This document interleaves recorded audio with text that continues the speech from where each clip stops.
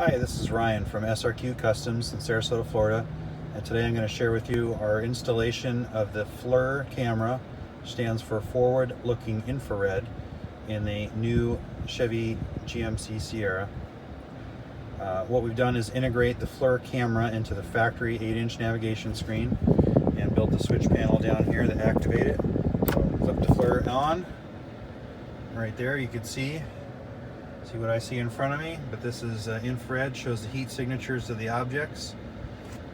Also gives us the ability to zoom in, 2x zoom, and then we can also switch from black and white to different color scapes, make it easier to identify the heat signatures.